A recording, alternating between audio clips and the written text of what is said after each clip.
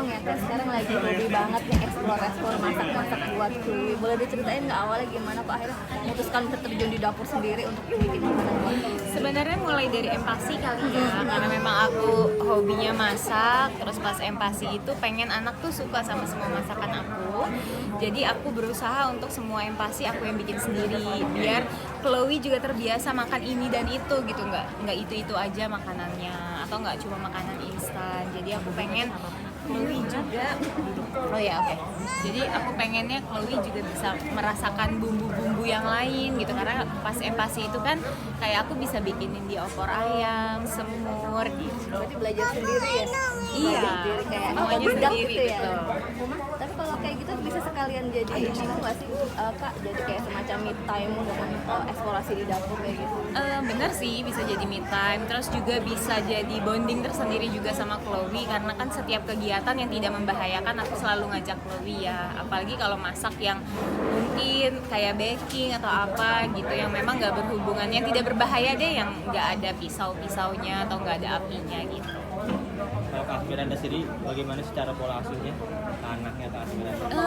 Pola asuhnya santai dan tegas sih. Jadi aku nggak bisa bilang aku ngikutin cara A atau B, tapi aku pakai cara aku yang memang cocok di Chloe gitu. Jadi mungkin sekarang kan media sosial, terus kita cari di internet tuh udah banyak ya parenting gayanya seperti ini seperti itu.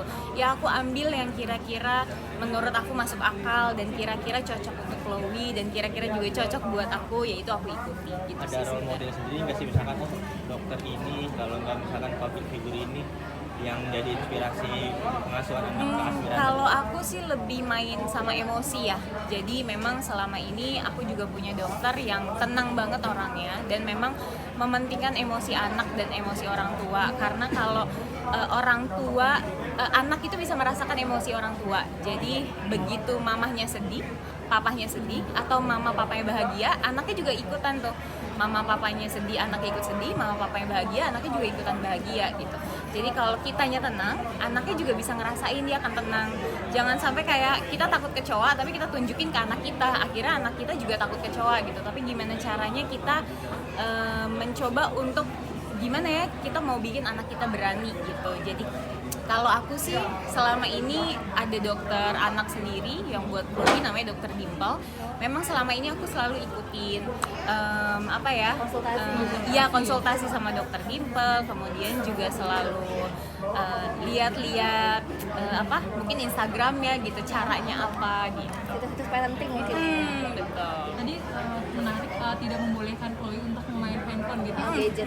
dan tapi menyediakan waktu untuk Screen time iya, setelah 2 tahun memang iya. Jadi dia boleh nonton beberapa tontonan yang memang menurut aku ini bisa menstimulasi juga, kemudian mengandung edukasinya juga.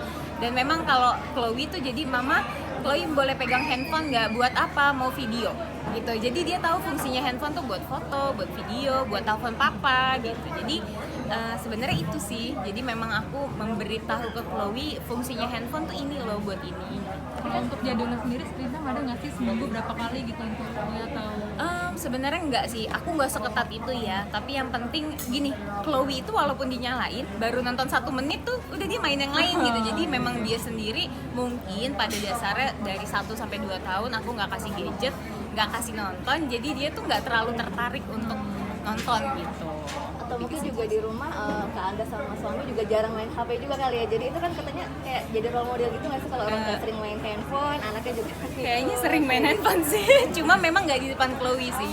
Jadi itu memang maksudnya nggak di sana. sering di depan Chloe itu paling fotoin dia, videoin, habis gemes ya, gimana ya.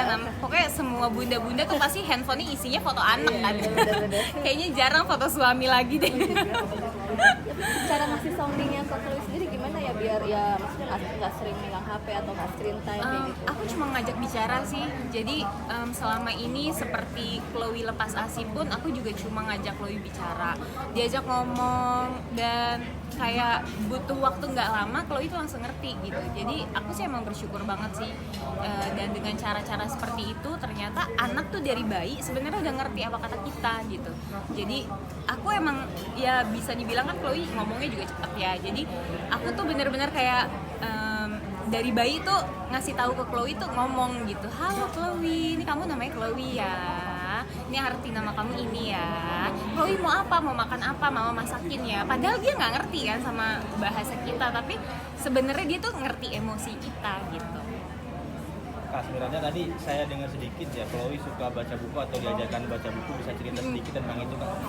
Iya, kalau aku sih memang setiap malam ya, setiap malam itu kan sebelum tidur berdoa baca Alkitab. Jadi kita ada Alkitab anak yang memang banyak gambarnya, kemudian memang ada tulisan-tulisannya. Tapi bukan cuma itu aja, pas di saat siang kita membacakan buku-buku yang lain gitu, atau misalnya mungkin tulisannya lebih sedikit, kayak misalnya I love my mom, misalnya cuma gitu, atau I love my dad. Tapi dia tanya tuh, mama ini tulisannya apa? Nanti aku kasih tahu ini tulisannya ini tulisannya I, ini love gitu.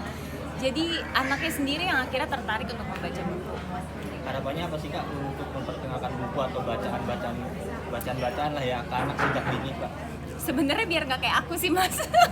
Aku kayak males banget baca buku ya. Jadi aku pengen anak aku tuh, kalau aku kan lebih ke baca buku yang memang orang rekomendasiin, harus baca buku ini nih bagus gitu, baru aku baca gitu kan. Tapi kalau Chloe tuh aku pengen coba deh kayak papahnya yang suka baca buku, jangan kayak mamahnya. Jadi aku mengarahkannya, pokoknya aku pengennya semua hal baik yang ada di aku sama papanya tuh bisa ditransfer ke Chloe gitu. Jangan yang buruk-buruknya. Kalau respon Chloe-nya sendiri ketika diajarkan lah ya istilahnya membaca buku atau mendengarkan bacaan buku, gimana Kak responnya? Kalau responnya waktu masih kecil sih nggak merespon ya. Cuma pada saat dia udah mulai mengerti, apalagi udah bisa ngomong, udah lebih lancar, dia baru tuh tanya ini apa mama, atau dia langsung bilang ih bebek, terus langsung ditunjuk ini misalnya kupu-kupu, terus nanti dia kasih tahu sama ya sama misalnya dia lihat ada di kulkas tempelan kupu-kupu misalnya gitu. Udah mulai mengenalkan Chloe ke dunia hiburan mengikuti jejak kakak nggak sih? Atau Sebenarnya sih tidak mengenalkan ya, tapi aku sama papanya juga tidak pernah melarang Chloe atau memaksakan Chloe harus terjun juga seperti kami, enggak.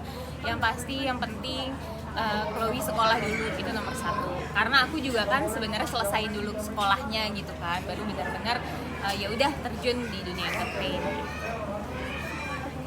Mau ambil foto? Boleh ambil foto?